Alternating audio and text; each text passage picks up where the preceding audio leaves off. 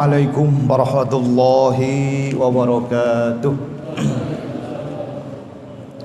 Bismillah, alhamdulillah, wassalatu wassalamu ala rasulillah wa ala alihi wa sahbihi wa mawalah. Subhanaka la ilma lana illa ma'allamtana innaka antal alimul hakim. Rabbi shrah li sadri wa yassir li amri wahlul 'uqdatam min lisani yafqahu qawli.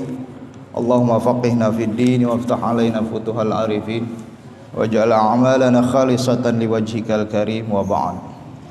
Mari kita awali mudzakarah ta'lim kita pada malam yang barokah ini dengan niat mudah-mudahan menjadi ilmu yang manfaat, mendapatkan barokah ilmu dari para salafus saleh. Ala hadhihi al-Fatihah. A'udzu billahi minasyaitonir rajim. Bismillahirrahmanirrahim. Alhamdulillahi rabbil alamin, arrahmanir rahim, maliki yaumiddin. Iyyaka na'budu wa iyyaka nasta'in. Ihdinas siratal mustaqim. Shiratal ladzina an'amta 'alaihim ghairil maghdubi 'alaihim waladdallin. Amin. Hadirin jamaah Masjid As-Sabri yang dirahmati Allah Subhanahu wa taala. Kita bersyukur diberikan kondisi panjang umur, sehat walafiat hingga pada hari ini, tepatnya memasuki hari-hari awal bulan Zulhijjah atau bulan haji, yaitu masuk pada tanggal 4 ya, Rabu 1, Kamis, Jumat, berarti Sabtu ini sudah masuk tanggal 4. Insya Allah 6 hari ke depan kita akan memasuki hari Arafah atau sebelumnya hari Tarwiyah, bahkan kemudian tanggal 10-nya Yaumun Nahr, Idul Adha atau Idul Kurban. Insya Allah mudah-mudahan semuanya diberi panjang umur, sehat walafiat, dan diberikan keberkahan rizki oleh Allah Subhanahu wa taala. Sebagai sikap harapan tafaulan, rasa optimisme kita memasuki hari-hari ke depan 10 pertama bulan Zulhijjah ini akan kita masuki, yaitu hari-hari menjelang Idul Adha. Maka sudah seyogyanya bagi kita untuk mengupgrade kembali, yaitu upgrade ataupun mempertegas lagi dalam rangka persiapan kita memasuki hari-hari 10 ini di bulan Zulhijjah. Di antaranya adalah memasuki hari Arafah. Sebagaimana kita maklum bahwa hari Arafah atau Idul Adha ini adalah frekuensi tahunan yang berlaku pada kaum muslimin. Maka pada kesempatan kali ini insyaallah kita akan ambil beberapa takrir dari kitab I'anatul Talibin, dari syarah kitab Fathul Mu'in.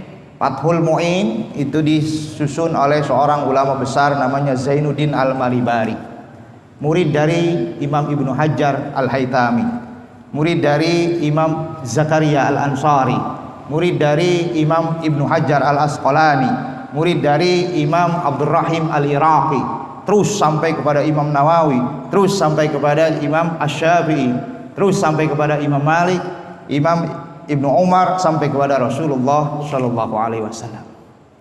Jadi ini kitab dari fikih para salafus saleh yang disyarah oleh Sayyid Bakri bin Muhammad Shattah, yang murid-muridnya banyak di Indonesia, yang bermukim di Mekah. Yaitu penyusun I'anatul Talibin ini adalah seorang Habib As-Sayyid, satu periode dengan Syekh Muhammad bin Umar Nawawi Al-Jawi Al-Bantani, wafat tahun 1320 Hijrah. Kalau Imam Nawawi atau Syekh Nawawi itu wafat 1314 Hijrah. Satu guru dengan Imam atau Syekh An-Nawawi Al-Jawi, sama-sama berguru kepada Sayyid Ahmad Zaini Dakhlan yang mengarang atau mensyarah kitab Nahwu yang bernama ya Al-Jurumiyah. Jadi syarah Al-Jurumiyah itu mufti Mekah pada abad ya sekitar tahun 1300 Hijrah, 100 tahun yang lalu. Kita akan ambil beberapa takrir terkait dengan saum tatawwu atau saum sunnah. Bismillahirrahmanirrahim. Qala al-mu'allif rahimahullahu taala wa nafa'ana bihi wa bi ulumihi fid dharain. Yusannu muta'akkidan, disunahkan dengan hukum sunnah yang ditekankan atau biasa dikenal dengan sunnah muakkadah. Jadi ada sunnah muakkadah, ada sunnah ghairu muakkadah. Apa itu? Saumu yaumi Arafah, puasa hari Arafah. Saumu yaumi Arafata li ghairi hajin, bagi orang yang tidak berhaji. Jadi kalau orang yang berhaji karena hari Arafah itu wukuf pas pada tanggal 9 Zulhijjah, justru tidak sunnah. Walaupun hadis umumnya, hadis redaksinya puasa Arafah itu disunahkan, tapi ada penerapan berbeda tergantung siapa personalnya. Ini penting ditegaskan ya. Jadi dalam satu hukum itu shaum pertama itu afdol. Orang yang ikut sholat jamaah shaum pertama afdol. Tapi likulli syai'in mustasna, dalam usul fiqh segala sesuatu itu ada pengecualian. Orang beser nggak boleh di depan, nggak boleh. Orang yang beser jangan sekali-kali di shaum pertama. Kenapa? Nanti akan mengganggu orang lain. Afdolnya dia adalah di shaum paling belakang. Kalau perlu sono pinggir pagar, ya, masuk akal kan? Jadi tidak semua shaum pertama itu afdol buat siapa dulu. Shaum pertama afdol buat orang yang bukan salis, bukan orang beser. Kalau orang beser, orang yang gampang keluar angin, itu namanya salis, ya. Klepnya udah bocor. Ya, baik itu angin ataupun beser, buang air kecil. Awal afdal, mutaakhir. Yang afdalnya di belakang, paling ujung belakang. Kalau perlu dekat kamar mandi sama. Ya. Apa minimal paling belakang. Di mana logikanya? Di mana makulnya? Di mana realistisnya? Karena kalau di depan dia nanti batal ngeganggu orang. Tapi kalau di belakang tidak apa-apa. Tetap dia justru malah afdal sehingga tidak membuat madorot banyak orang. Nah, itu contoh ya. Jadi keafdolan itu tidak selamanya melulu seperti itu. Puasa Arafah sunnah muakkadah, sangat ditekankan, tapi bagi orang yang tidak haji. Kalau orang yang sedang berhaji, justru yang ditekankan adalah mensukseskan, menyempurnakan wukufnya. Karena dalam wukuf butuh banyak energi yang maksimal. Kalau puasa justru malah makruh. Makruh. Ada baginda Rasulullah sendiri ketika tawaf ada orang yang bawa, ketika wukuf ada orang yang memberikan susu, diminum saja. Ya, sehingga menginstruksikan untuk yang sedang wukuf, sedang haji tidak perlu puasa afdolnya, karena butuh banyak tenaga untuk wukuf di Arafah. Setelah itu menuju ya Muzdalifah dan seterusnya sampai kepada mabit, besoknya mau jamarat dan seterusnya, butuh banyak tenaga. Nah, untuk puasa Arafah ini li ghairi hajin.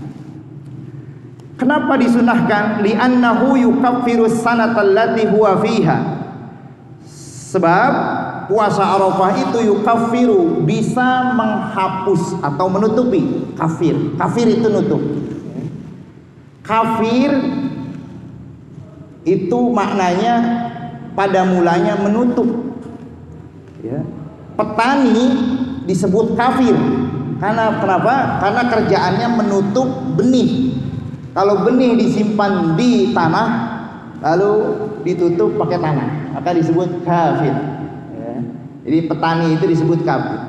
Nah, kalau kafir dalam hal akidah berarti menutup hatinya.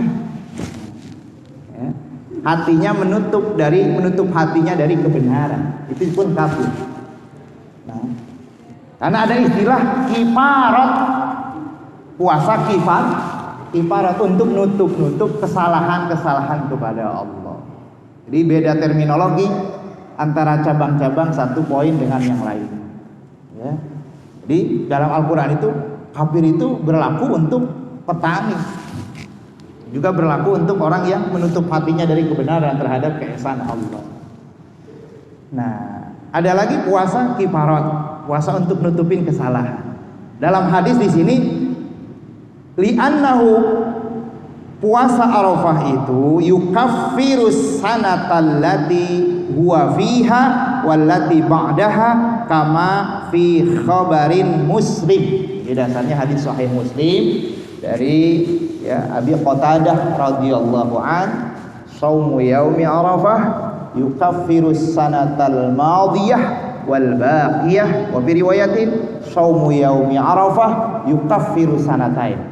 Ya, puasa Arafah bisa menutupi atau menghapus kesalahan-kesalahan selama 2 tahun. Tahun yang pertama dan tahun yang lewat dan tahun yang akan datang. Tahun yang lewat yang mana? Tahun yang lewat yaitu tahun penutup ini, karena Zulqa'dah ini bulan penutup dari tahun. Ya. Jadi banyak sekali pemutihan dalam Islam. Ini pemutihan yang Allah berikan melalui sabda Rasulullah adalah salah satunya puasa Arafah. Pemutihan, kita dikasih pemutihan. Walaupun kemarin sebetulnya ada pemutihan tuh, Ramadan. Man shoma ramadhana imanan wa ihtisaban ghufira lahu ma taqaddama min dhanbi. Puasa Ramadan bagus puasanya, benar puasanya, Allah ampuni semua yang udah lewat dosanya. Rupanya kan Ramadan ini ada jeda, habis Ramadan Syawal Zulqa'dah, bikin dosa lagi kan. Orang itu kan selalu bikin dosa lagi, kotor lagi. Nah, Allah dengan keluasan rahmatnya supaya yang kotor-kotor ini 2 bulan boleh jadi ada kotor lagi. Antara Ramadan dengan Zulhijjah dikasih pemutihan lagi yang disebut dengan shaum yaumi Arafah, dengan cara puasa hari Arafah. Pemutihan. Jadi dari Zulhijjah ini sampai ke Muharram yang lalu, Muharram tahun 1441 yang lalu, itu Allah akan hapuskan, ampuni dosa-dosanya, kesalahan-kesalahan. Plus mulai dari besok Muharram sampai ke Zulhijjah yang akan datang, atau akhir Zulqa'dah sudah dicadangin hapusan. Sudah dicadangin hapusan. Karena kata baginda Nabi, yukaffiru sanatallati huwa fiha wallati ba'daha. Tahun yang akan datang pun sudah dicadangkan hapusan dosa. Seandainya berdosa, sudah dicadangkan penghapus dosanya. Maka kata sahabat Ibnu Abbas radhiyallahu an, ketika mentafsirkan ini, qala Ibnu Abbas radhiyallahu anhuma, hadhihi busyra bihayatin sanatan mustaqbilah. Hadis ini memberikan kabar gembira kepada umat Rasulullah bahwa orang yang kalau mau puasa Arafah besar kemungkinan dia dipanjangkan umurnya setahun. Kata sahabat Ibnu Abbas, kalau pengen panjang panjang umur sampai tahun depan puasa Arafah. Kenapa? Karena orang yang puasa Arafah, andai pun dia berdosa, andai pun dia melakukan kehilapan, kesalahan, Allah sudah jamin hapusan buat dosa-dosanya. Maka dengan demikian, kalau jaminan untuk penghapusan dosanya saja sudah disiapkan, berarti besar kemungkinan dia akan diberi panjang umur sampai tahun depan. Nah, jadi anti COVID. Ya. COVID kena pun tetap sehat, panjang umur. Gitu ya. Anti COVID. Jadi yukaffiru sanatal madiyah wal baqiyah. Lalu menjadi pertanyaan, kapan itu puasa Arafah? Wa huwa tasi'u Dzulhijjah, yaitu pada tanggal 9 Zulhijjah. Tanggal 9 Zulhijjah. Penamaan Arafah ini sebenarnya punya latar belakang historis sejarah. Karena Arafah itu sendiri, yaitu tanggal 9 maksudnya, secara historis itu dalam surah As-Saffat. Ya, di surah As-Saffat itu adalah rangkaian secara kronologis sehingga sampai terjadinya adanya ibadah kurban. Ibadah kurban yang berlaku terus sampai kepada zaman saat kita hingga akhir zaman ini, yaitu berawal dari tragedi ataupun sejarah baginda Nabi Ibrahim alaihissalam. Ya, dan ini kan berkaitan dengan ibadah korban, yaitu pada malam tanggal 9 Nabi Ibrahim mimpi mendapatkan perintah untuk menyembelih putra kesayangannya sematawayang, Ismail, menurut ya jumhur para mufassirin. Ragu-ragu malam tanggal 8, malam tanggal 8 Zulhijjah. Ini bisa jadi dari setan, bisa jadi dari Allah.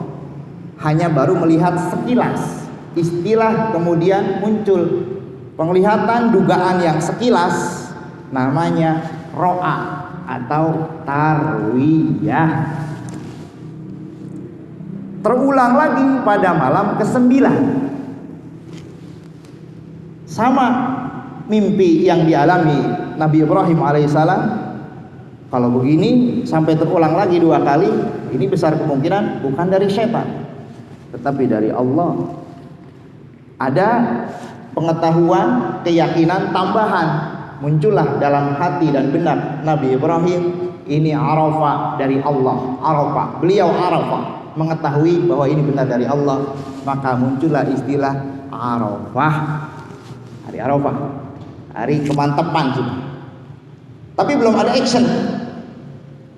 Malam ke-10-nya, malam tanggal 10, tetap berulang lagi yang ketiga kalinya.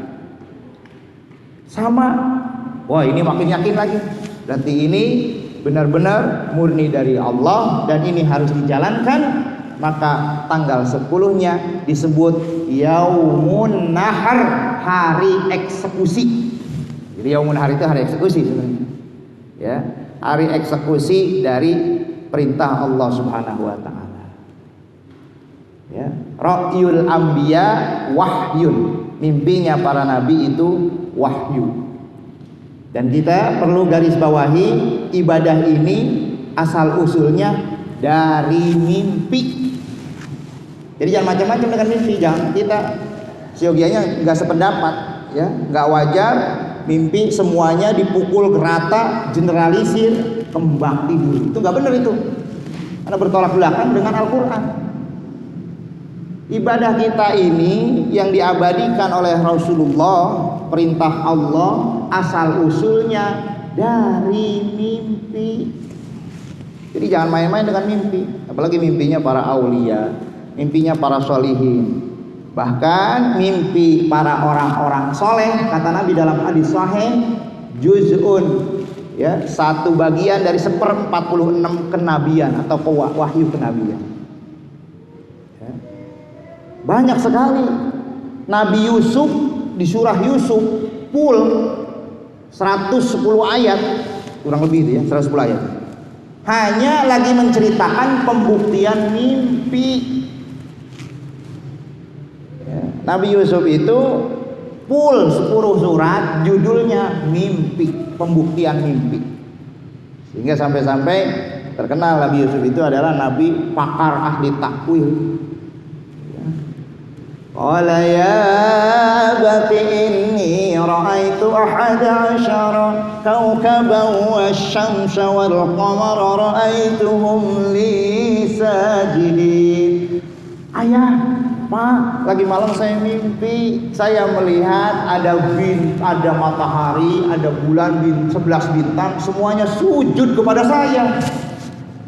Ya, kata Nabi Yusuf kecil, usia remaja. Apa kata Nabi Yakub? Hus. Ya bunayya la taqasus ru'yaka ala ikhwatika fayakuna laka kaida fayakidu laka kaida. Nak, kamu jangan sembarangan ya, jangan sembarangan ceritain mimpi kamu ini kepada saudara-saudara kamu, karena saudara-saudara kamu itu nggak seneng sama kamu. Kalau kamu ceritain kepada sembarang orang, nanti dia akan membuat siasat-siasat yang membahayakan dirimu.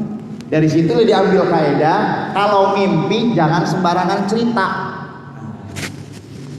Ya, itu Quran, ajaran Quran. Mimpi jangan sembarangan cerita. Kita dikasih rambu-rambu. Mimpi yang jelek dari setan, mimpi yang baik dari Allah. Kalau mimpi dipotong, digorok, udah jangan cerita, yakinlah itu dari setan.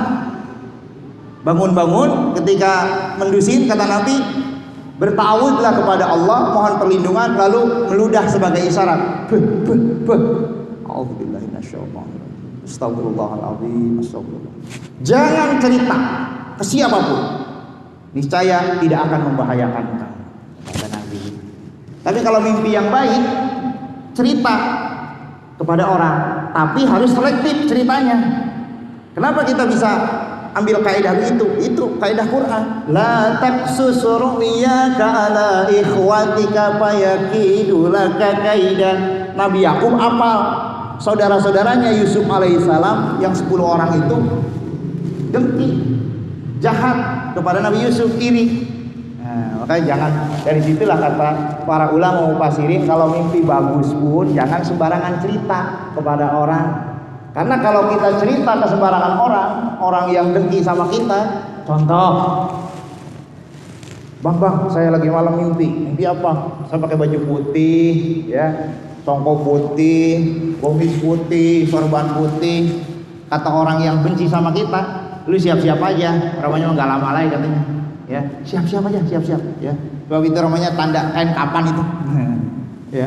Akhirnya kan bikin takwil yang jelek-jelek kalau orangnya yang jealous sama. Kalau kan nggak begitu, ya bisa jadi itu takwilnya adalah takwil yang positif. Tapi kalau diceritakan kepada orang yang dengki, iri, tidak suka sama kita, la taqsus ru'yaka, jangan cerita, ya. Jadi Nabi Yusuf akhirnya jadi raja atau jadi perdana menteri di Mesir itu gara-gara mimpi. Sampai Rasulullah pun bisa haji, yang namanya kemudian disebut haji wada, itu bermula dari mimpi. Itu di suratul Fath. Laqad sadaqallahu rasulahu ar-ru'ya bil haqq latadkhulunna al-masjidal haram aminin, ya, muhalliqina ru'usakum wa muqassirina la takhafun. Allah membenarkan mimpi Nabi, yang mana Rasulullah bermimpi akan masuk Masjidil Haram untuk menunaikan haji dan umroh, dalam keadaan aman. Oleh karena itu, muhalliqina ru'usakum wa muqassirin, silahkan orang-orang yang berhaji nanti kalau sudah tahallul gundul palanya. Itulah kenapa dalam fikih gundul ketika tahallul itu afdal, karena Quran yang nyuruh. Muhalliqina ru'usakum wa muqassirin, atau dikurangi, dicukur sedikit juga nggak apa. Suratul Fath, yang kemudian ujung-ujungannya penutup ayatnya Muhammadur Rasulullah walladzina ma'ahu asyidda'u 'alal kuffar, dan seterusnya sampai penutup ayat 29 surah Al-Fath. Karena itu menceritakan tentang kenapa dan historis tentang terjadinya Fathu Mekah. Itu pun mimpi. Nabi bisa haji berawal dari mimpi, kemudian jadi kenyataan. Korban berawal dari mimpi. Nabi Yusuf jadi perdana menteri dari mimpi. Maka dengan begitu, mimpi jangan digeneralisir, dibilang kembang tidur. Quran sendiri banyak cerita tentang mimpi. Kita kan banyak ya, itu mimpi, cuman mimpi, nggak bisa. Mimpinya orang soleh itu 1/46 wahyu kenabian, hadis sahih. Ya, kalau mimpi yang baik. Ya. Kenapa? Dalam beberapa syarah hadis, diantaranya Fathul Bari, salah satu cara Allah memberi informasi penting kepadaku hambanya, caranya dengan mimpi. Caranya, ya. Salah satu cara Allah memberikan informasi penting itu dengan mimpi. Jadi kita tidak boleh menafikan mimpi begitu saja. Kalau mimpi yang baik, kalau mimpi yang jelek abaikan. Mimpi yang bagus, ya berusaha untuk rasa besar hati kepada Allah. Mungkin ini ada informasi yang. Jadi tanggal 9 puasa yang disebut hari Arafah. Karena asal usul penamaan ini justru dari sejak zaman Nabi Ibrahim. Ya. Malam pertama tanggal 8 disebut tarwiyah. Wal akhwat shaumu samin ma'a Arafah. Lebih bagusnya jaga-jaga kalau mau puasa Arafah diawali lebih dahulu dengan puasa tanggal 9. Yaitu tanggal 8. Yaitu yang disebut yaumut tarwiyah. Tanggal 8 dan tanggal 9. Kalau dalam konteks kita yang akan kita hadapi di bulan Zulhijjah kali ini, berarti tanggal 8 tanggal berapa? Hari apa? Rebo ya? Rebo sama Kamis. Insyaallah. Kalaupun tidak ya minimal Kamisnya saja karena sudah diketok palu kan. Sama kemarin itu bagian falak hisab dari Kementerian Agama, tanggal 1-nya hari Rabu, berarti tanggal 10-nya hari Jumu'ah. Maka tanggal 9-nya hari Kamis, tanggal 8-nya hari Rebo. Kalau mau dari Rebo dan Kamis juga tidak apa-apa. Kalau mau dari kemarin juga dari hari Rebo juga tidak apa-apa. Tidak apa-apa, bagus ya. Kenapa 10 pertama? Wal fajri wa layalin asyri wasyaf'i wal watr. Demi fajar dan demi hari atau malam-malam yang 10. Malam 10 itu tafsir 1, 10 terakhir Ramadan, 2, 10 pertama Muharram, 3, 10 pertama bulan Zulhijjah. Walayalin asyr, malam yang 10 dari bulan-bulan mulia. Boleh ya, dari kemarin yang mau dari kemarin juga boleh dari tanggal 1 karena ada istidlal, ada mustahabnya, kebagusannya. Di samping itu juga memang Zulhijjah bulan salah satu daripada minha arba'atun hurum, salah satu dari 4 bulan yang haram. Inna iddatash syuhuri indallahi 12 syahran fi kitabillah. Terus minha arba'atun hurum, bahwa bulan-bulan ketetapan Allah itu ada 12. Dari 12 itu yang 4 adalah bulan-bulan haram. Apa bulan haram? Salasun mutawaliyat wa Rajab Mudhar, 3 berturut-turut, yang 1 terpisah. Mana 3 berturut-turut? Zulqa'dah, Zulhijjah, Muharram. Bulan 11, bulan 12 dan bulan pertama. Zulqa'dah, Zulhijjah, Muharram. Wa Rajab Mudhar, dan terpisah nih Rajab. Ya, Rajab itu berarti sebelum bulan Sa'ban, Rajab ya, sebelum bulan Ramadan. Ya. Rajab sebelum bulan Ramadan, Rajab Sya'ban 1 bulan sebelum Ramadan. Bulan haram. Ya, bulan haram itu berarti bulan yang dimana apabila seseorang melakukan perbuatan kebajikan akan dilipat gandakan dengan kelipatan yang banyak. Karena pelipatan ganda nilai-nilai oleh Allah itu ada beberapa pijakan. Inna mudha'afatil ujuri, pelipat gandaan nilai ibadah kebaikan. 1 karena orangnya, 2 karena tempatnya, 3 karena waktunya. Syaraful amil karena orangnya.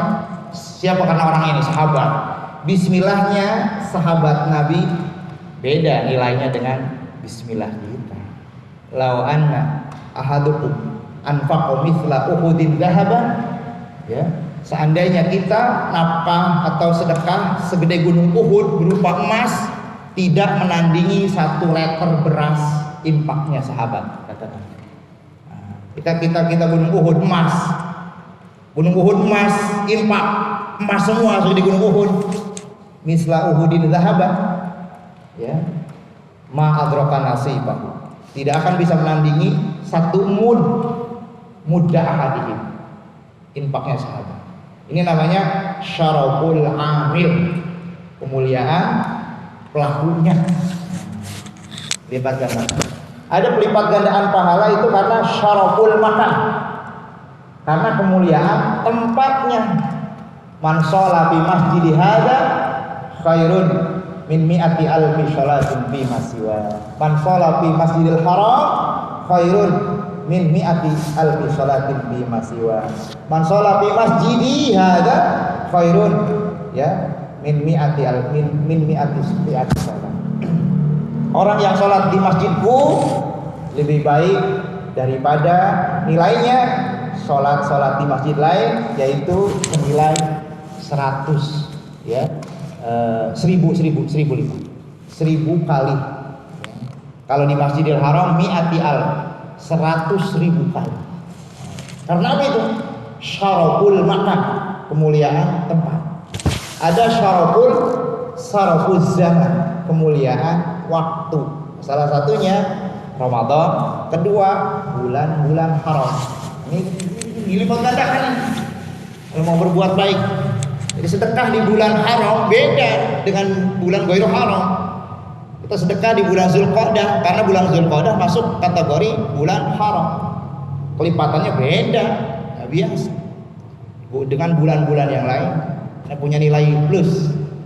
Ramadan punya nilai plus, Zulqa'dah nilai plus, Zulhijjah nilai plus, Muharram nilai plus. Mau puasanya tuh, mau infaknya tuh, mau amal solehnya tuh, mau sholatnya dan seterusnya. Ini pentingnya ya kita bisa klasifikasikan dengan bulan-bulan haram. Allah yang punya mau, Allah yang punya mau. Wal mukaffaru, adapun dosa-dosa yang dihapuskan atau ditutupi, yaitu as-saghair, dosa kecil. Nah, dosa kecil. Apa dosa kecil itu? Ya, waktunya sholat masih main game ya, itu dosa-dosa kecil. Ya, waktunya namanya ibadah, ada masuk waktu masih di hadapan TV aja, dosa kecil. Ngintip, dosa kecil. Ya, ngelihat orang yang bening-bening di jalanan, ya dosa kecil itu. Baik tiap hari itu lihat perempuan bajunya nggak bener, ya kurang bahan, itu dosa kecil tiap saat itu. Dosa seperti tetesan air hujan di akhir zaman, banyak sekali dosa. Jadi itu yang mau dihapusin, dosa-dosa kecil. Allati la tata'allaqu bihaqqil adami, yang nggak ada urusannya sama hak Bani Adam. Jadi kalau punya utang nggak bayar-bayar, nggak bisa beres dengan puasa Arafah. Ongkos air mau utang mah tetap akan dituntut. Nah, itu namanya hakul adami. Ya, jadi urusan muamalah nggak bisa pakai ritual yang vertikal, nonsen, nggak bisa. Urusan muamalah yang belum diberesin nggak bisa Allah selesaikan dengan ibadah ritual, banyak tahajud, banyak duha, banyak puasa, ya. Pengen lunas utang nggak bisa diselesaikan dengan banyak qiyamul lail, nggak bisa, karena itu hakul adami, itu harus diselesaikan sesama anak Adam. Kalau nggak diselesaikan, resikonya pahala tahajudnya, pahala qiraat Qur'annya, pahala duhanya, pahala puasanya nanti buat bayar utang dia. Itu yang disebut nanya orang yang bangkrut, muflis, amal ibadahnya buat nutupin urusan muamalah ketika di dunia. Inilah pentingnya keseimbangan. Ritual ibadah vertikal bagus, muamalah enggak semenggah, bangkrut. Quran 10 juz sehari, ya. Witir tahajud, ya, 11 rakaat.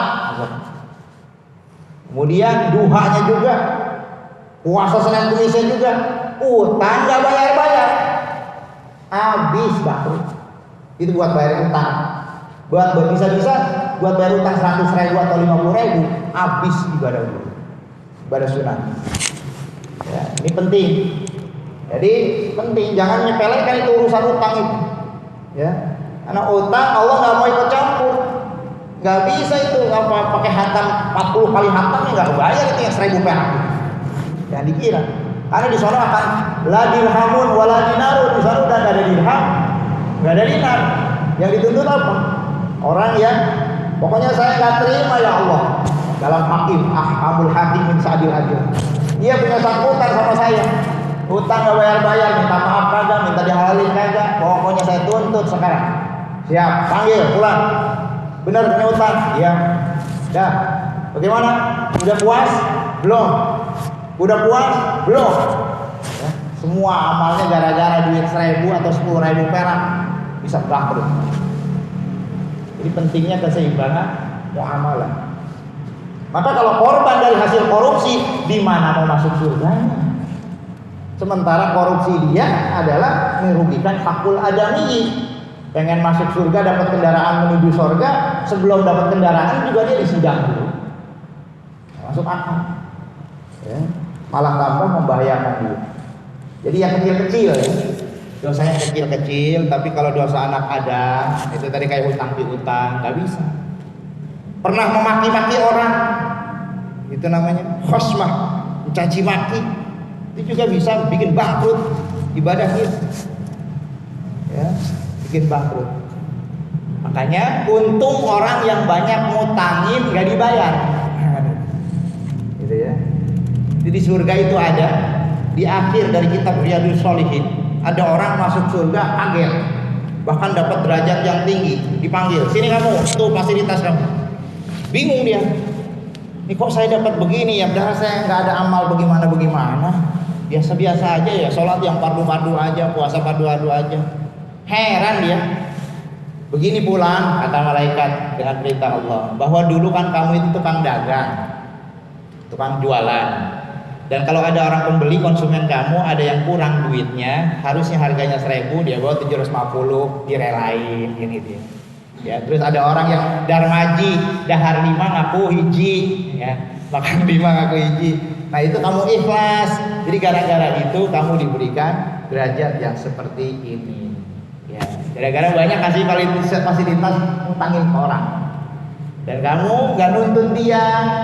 Ya, tapi Allah dengan keadilannya akan selesaikan ini semua. Ya, jadi gara-gara uang kembalian yang dia nggak ungkit-ungkit. Nah, itu ya. Jadi penting orang yang utang itu jangan sampai urusan muamalah nggak beres. Ya, vertikal ubudiyah kepada Allah bagus, muamalah nggak beres, ini terancam bangkrut. Yang di sini adalah yang yang akan dihapuskan dosa-dosa kecil, la tata'allaqu bihaqqil adami idil kabair. Tapi kalau untuk dosa besar, la yukaffiru illa taubatus sahihah. Yang dosa-dosa gede harus taubat. Nggak bisa beres hanya dengan puasa Arafah. Nah, wa huququl adami, dan hak-hak sesama anak Adam atau muamalah mutawaqqifatun ala ridhah, itu berpijak pada keriduannya. Jadi nggak bisa juga selesai sama qiyamul lail, sama puasa, bahkan sama haji nggak bisa selesai. Ya, nggak bisa selesai. Al hajjul mabrur laisal jazaa ilal jannah, nggak bisa nyelesain utang. Ya, karena itu apa hablu minallah haji. Kalau muamalah hutang piutang hablu minannas. Ya, oleh karenanya maka hati-hatilah kita, jangan sampai asik urusan ibadah vertikal, tapi muamalah acak-acakan. Auzubillah. Ya, kiri kanan kita lihat tetangga mungkin kali, jangan sampai nungguin mati. Apabila ada mungkin almarhum 1.000 2.000 punya sangkut paut, tolong menghadap. Begitu. Masa jadi nungguin jenazah? Ya, dari sekarang lah. Ya beresin. Kalau utang, pembelian. Ya, kadang-kadang kalau orang nggak ridho itu sampai ada surat al-mutaffifin, nyobain bang ya, nyobain jeruknya, itu kan gimana hukumnya? Yang dicobain, ridho nggak itu tukang dagang? Hitung timbang dada sekilo, itu yang nyobain tadi, bang ridho nggak ini, halal nggak ini, ya udah dah. Tapi bisa jadi kan nggak ridho. Apalagi parahnya nyobain, beli kagak. Kurang kurang ajar. Itu bisa wailul lil mutaffifin alladzina idza taru 'alan nasi yastawfun. Waduh, awal itu gara-gara jeruk. Ya. Hajinya 7 kali. Urusan beli-belian, cuma gara-gara dukuh 5 biji.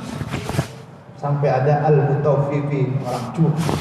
Nauzubillah, subhanallah.